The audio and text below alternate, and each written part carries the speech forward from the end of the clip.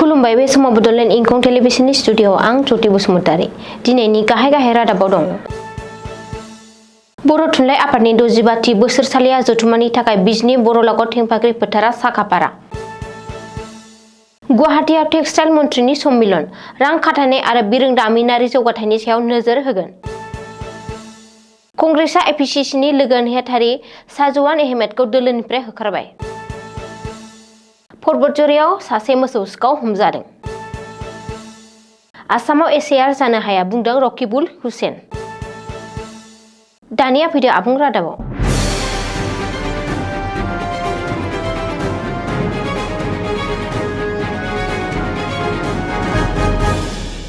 9 जानुवारिनिफ्राय जागायनानै बर' थुनलाइ आफादनि 65थि बोसोरसालि जथुम्माया सानथामनि गाब गोनां हाबाफारिजों खुंफुंजानो दिनै साखाफारा जाबाय।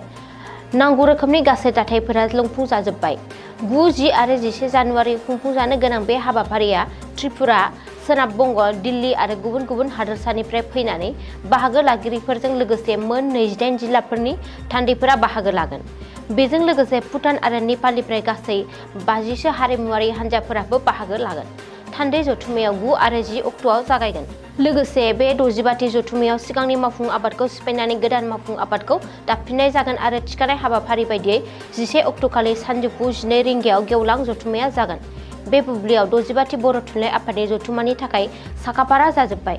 गेवलां जथुम्मायाव गिबि मन्थ्रि डक्टर हिमन्त बिश्व शर्मा आरो बिटिसिनि गाहाय हाग्रामा महिलारिमोनहा नुजाथिगोन। सा-सानजा ओनसोलनि फालांगियारि मिरु गुवाहाटीआव दिनैनिफ्राय टेक्सटाइल बिफाननि मन्थ्रि गिरिराज सिंहनि साननै हाबाफारिजों गोनांथार जथुम्माया जागायगोन।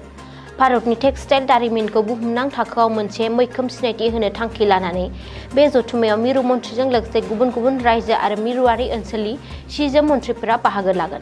साननैनि बे जथुम्मायाव टेक्सटाइल दारिमिनजों सोमोन्दो गोनां गोबां बिथिंफोरनि सायाव गुवारै सावरायनाय जागोन। रिपर्ट बायदिब्ला दारिमिनाव बांसिन गुबुन हादरनि आरो हादरारि रां खाथायनायखौ गोसो बोनो थाखाय गोदान पलिसिनि ड्राफ्ट थियारि खालामनाय, 2030 मायथाइसिम भारतारि सि-जोमनि गोनांथिखौ बुहुमनां थाखोआव बांहोनाय आरो बेखौ मोनसे गोख्रों एक्सपर्ट हब महरै गायसंनाय, जौगा बिरोंदामिन आरो गोदान मुगानि नेटवर्कनि गेजेरजों दिहुनथाइ गोहोखौ बांहोनाय, आबहावाजों गोरोबनाय दिहुनथाइ आदब आरो दोरोङारि जि दानायजों लोगोसे गोदान दिहुनथाइफोरनि जाथाय बायदिनि सायाव सावरायगोन। मिरु टेक्सटाइल बिफाननि मन्थ्रिया फोरमायनाय बायदिब्ला सोरखारनि गुबै थांखिया जाबाय 2030 मायथाइसिम भारतनो टेक्सटाइल खोन्दोआव मुलुगनि मोनसे दावगाफुनाय हादर महरै गायसंनाय। सोरखारनि थांखिया दिहुनथाइखौ बांहोनायल' नङा, बे सेक्टरनि गेजेरजों गोबां बिबांनि साख्रिनि खाबु सोरजिनाय। बे जथुम्मायाव हादरनि गुबुन गुबुन बाहागोनि मन्थ्रिफ्रा गावनि रायजोफोरनि मावखान्थिफोरखौल' सोलाय-सोल' खालामगोन। जायगानि दारिमिनफोरखौ जौगाखांहोनाय, दोरोङारि आखाइजों दानाय लुनायफोरखौ गोदान महर होनाय आरो गोदान आदब खायदाफोरनि सायाव जर'खा नोजोर होनाय जागोन। आसाम प्रदेश कंग्रेस कमिटिनि सुंद'यै एपिसिसिनि लोगो नेहाथारि शाहजवान अहमेदखौ दोलोनिफ्राय एरख'नाय जाबाय। शाहजवान अहमेदखौ एपिसिसिनि लोगो नेहाथारि मासिजों लोगोसे अल इन्डिया कंग्रेस कमिटिनि प्राइमारि मेम्बारशिपनिफ्रायबो एरख'नाय जादों। दोलोनि माखासे नेम-खान्थिफोरखौ सिफायनायनि दायआव शाहजवानखौ कंग्रेसनिफ्राय होखारदों। आसाम प्रदेश कंग्रेस कमिटिनि आफादगिरि गौरव गगৈनि बिथोन बायदियै शाहजवानखौ दोलोनिफ्राय होखारनायनि बागै फोसावनाय मावख'आरि बिथोनाव शाहजवानआ अहमेदनि गोख्रों आरो गनायजाथावै गाज्रि आखु दिन्थिनायनि बाथ्राखौ मख'दों। बिथोनाव बुंनाय जादों दि शाहजवानआ हिंसायारि खामानिफोराव लोब्बा दंमोन आरो दोलोनि मावथिफोरनि गेजेराव राजखान्थियारि बेरेखा सोमजिहोदोंमोन, जाय खामानिफोरा दोलोनि मान आरो सावगारिखौ खहा खालामदों। क'क्राझार जिल्लानि पर्बतझरियाव सासे मोसौ सिखाव हमजादों। पर्बतझरानि टिपकाइ पुलिसआ हमनो हादों सासे मोसौ सिखावखौ। बबेखानि हमजानाय मोसौ सिखावखौ गौरिपुरनि बुगुलामारि गामिनि थागिरि तालेब आली होननानै सिनायथिनो हानाय जादों। सुलुङाव फोरमायथिनाय बायदिब्ला मोनसे स्रोद सुलुंनि रिपर्टखौ बिथा खालामनानै टिपकाइ पुलिसआ बागुलामारि गामियाव गोख्रों संदाननानै तालेब आली मुंनि मोसौ सिखावखौ हमनो हायो।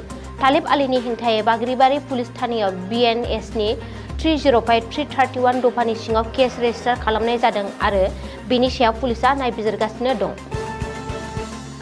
जानो गोनां आसाम बिधान सभा बिसायख'थिनि सिगां मिया मुसलमान भटार आरो सन्देह गोनां सुबुंफोरनि भटार फारिलाइखौ लानानै गेदेर बेखेवसार बिबुंथि होदों गिबि मन्थ्रि डक्टर हिमन्त बिश्व शर्माया। रायजोनि रोजा सन्देह खालामजाथाव सुबुंफोरनि मुंखौ भटार फारिलाइनिफ्राय दाननाय जागोन। 2026 मायथाइनि आसाम बिधान सभा बिसायख'थियाव जाहाथे सन्देह गोनां सुबुंफोरा भट होनो हाया बेखौ गोख्रों नोजोर होनाय जागोन होननानै बुंदों गिबि मन्थ्रि डक्टर हिमन्त बिश्व शर्माया।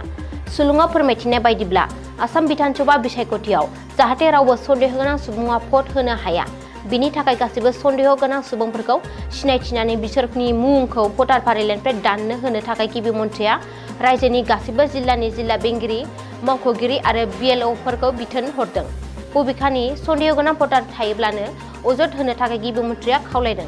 बेनि अनगायैबो मियाफोरा कंग्रेसनो भट होनानै जेबो मुलाम्फा जाया।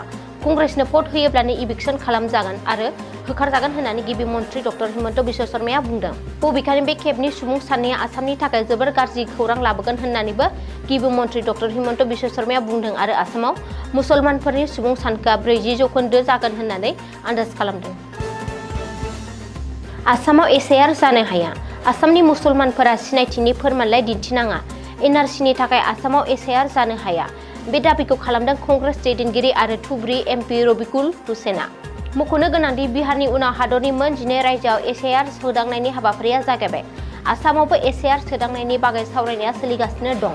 बेनि गेजेरावनो आसामाव एसआइआर जानो हाया।